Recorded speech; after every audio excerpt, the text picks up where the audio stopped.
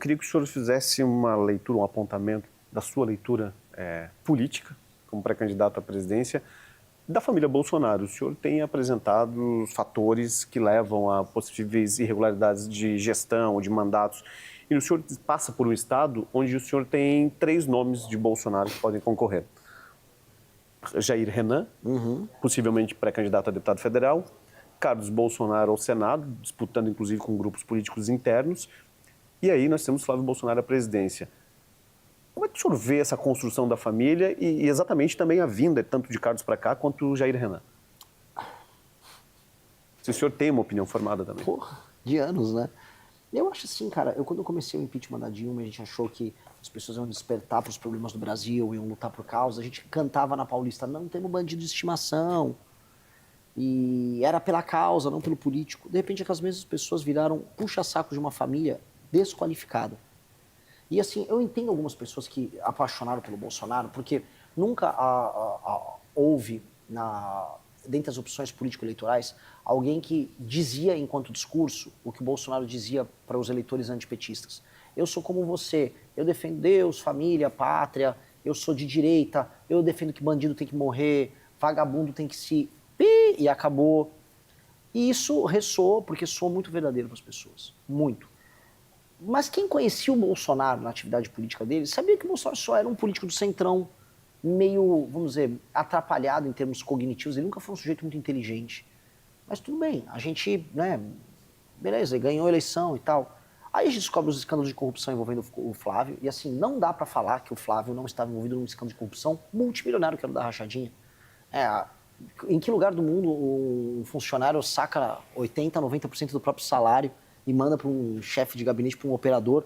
Em que lugar do mundo que uma loja da Copenhagen começa a ter vários depósitos em dinheiro, supostamente comprando produtos, e a sazonalidade do chocolate, que é super forte, por exemplo, no mês da Páscoa, não existe, você, em outros meses fatura mais, e batem os depósitos com a retirada dos salários dos funcionários. Os funcionários não trabalhavam lá na Assembleia Legislativa, obviamente era um escândalo de rachadinha, tanto que não era só ele que cometia, era praticamente todos os outros deputados estaduais na Alerj. Aí esse cara tem um escândalo de rachadinha, e aí para salvar o filho, esse, que é o Flávio, do escândalo de rachadinha, o Jair destrói a Operação Lava Jato, faz acordos com o STF.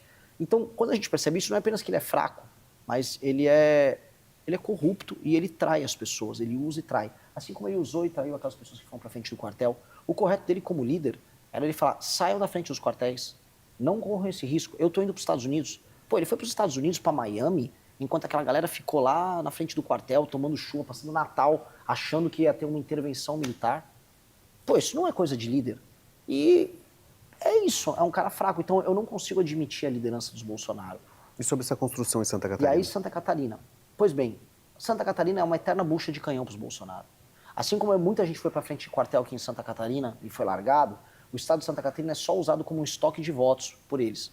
Porque se o Carlos Bolsonaro tivesse preocupado em fazer mais uma cadeira no Senado para salvar o pai, concorria na Bahia, concorresse, vamos botar aí, no Distrito Federal, concorresse Rio Grande do Sul, né, junto com o Marcel, concorresse Pernambuco, ganharia, concorresse Rio Grande do Norte, grandes chances de ganhar, mas não, ele quer em Santa Catarina, porque é fácil. Mesmo tendo duas moças, uma moça e o Esperidião Amin, que são leais a eles e que iriam ganhar a eleição. Ele está indo roubar a vaga de outra pessoa simplesmente porque é fácil para ele. Assim como era fácil botar o Jair Renan, que nunca soube nada sobre Balneário Camboriú, ganha a eleição. E aí a galera de Balneário Camboriú ainda vai lá e vota no cara. Aí botaram um cara com graves problemas mentais, sendo vereador em Balneário Camboriú, que é isso. E vão botar ele com graves problemas mentais para ser deputado federal. Aliás, graves problemas mentais que o Carlos também tem, né? São duas pessoas muito atrapalhadas do ponto de vista cognitivo. E aí o que acontece? Pô, não tá claro? Assim como o Bolsonaro usa e abusa dos seus seguidores, dos seus aliados, ele está usando e abusando do estado de Santa Catarina. Santa Catarina entregou tudo para ele, entregou voto, apoio, caravana, doação, apoio quando ele perdeu a eleição. E o que Santa Catarina teve de volta? Teve as estradas durante o governo dele? Houve essa chuva de obras aqui? Houve nada.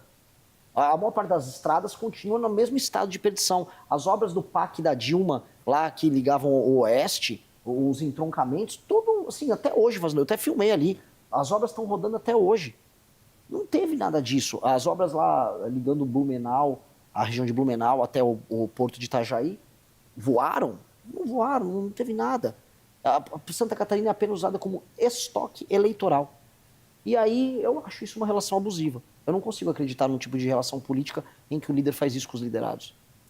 Como última pergunta, eu queria que o senhor falasse um pouco sobre a sua defesa de tornar o Brasil uma grande potência econômica mundial. Nós já chegamos a 6º lugar em governo petista, e tem que se reconhecer esse período que o Brasil estava em desenvolvimento. Caímos e agora estamos aí na faixa de 9º, 10º, disputando com a Rússia. Como trazer de volta o Brasil para esse eixo central da economia mundial como potência econômica e entregando também aos brasileiros o que tanto se paga de impostos, que nós até mês que vem estamos pagando impostos para somente receber depois de junho? Primeira coisa, nós precisamos fazer aquela reforma fiscal que eu falei, porque a gente tem que ajustar as contas públicas. Dito isso, a gente tem que ter uma reforma de competitividade. Tem que parar de discutir essa PEC populista, da PEC da fim da escala 6x1, que no fundo é só um instrumento para deputado do PT e do PSOL ganhar voto e engambelando o trabalhador, enrolando as pessoas. 2, nós temos que ter leis trabalhistas mais simples e facilitar a contratação e demissão de pessoas. 3, nós precisamos ter leis que desburocratizem a abertura e fechamento de empresas, isso que facilitem o pagamento dos impostos. Isso tem que ser muito fácil. Porque a partir do momento que esses entraves burocráticos que geram insegurança jurídica desaparecem, as pessoas vão ter um espírito mais agressivo para investir em negócios. Negócios geram emprego. Como eu falei com a reforma fiscal, os juros baixam. Os juros baixando, as pessoas vão ter mais vontade de, em vez de deixar o dinheiro lá na taxa Selic, né, comprando títulos do Tesouro, vamos investir em atividade produtiva. Aumenta o espírito animal do investidor em, não, vou abrir uma fábrica, vou abrir uma distribuidora de algum produto, vou criar uma startup. Isso é fundamental. Leis específicas para abrir empresas de tecnologia. E aí usar certas coisas que já passaram, como o licenciamento ambiental, que foi uma grande vitória, que começa, vou dar mérito, lá no governo Bolsonaro, e que agora está implementado, para a gente ter grandes investimentos em infraestrutura e energia. Energia envolvendo também energia nuclear, e eu venho falando muito, a gente tem que usar o urânio que o Brasil tem, e aí usar agora uma grande chance, que nos foi dada, que são as terras raras.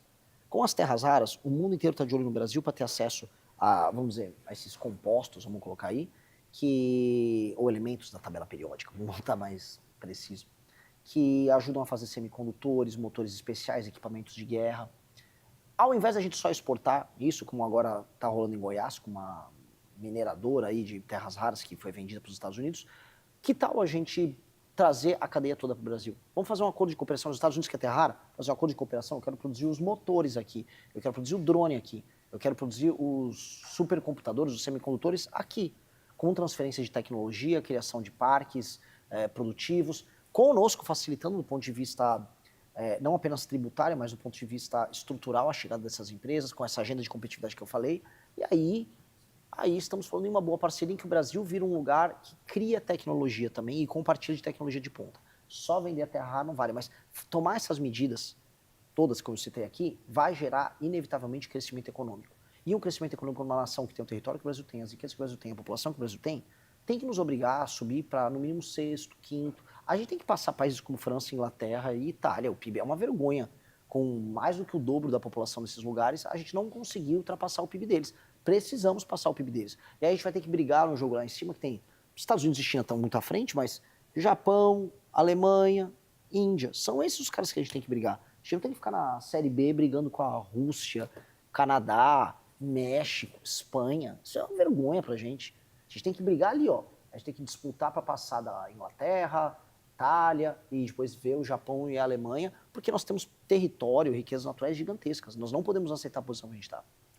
Obrigado pela entrevista, pré-candidato. Esse foi Renan Santos, pré-candidato à presidência da República pelo Partido Missão e que faz um roteiro por Santa Catarina, assim como já fez também pelo Nordeste. Gostou? Apreciou? Degustou? Então clique ali no joinha e no botão inscrever-se do canal, que em breve terá mais. Tchau, tchau!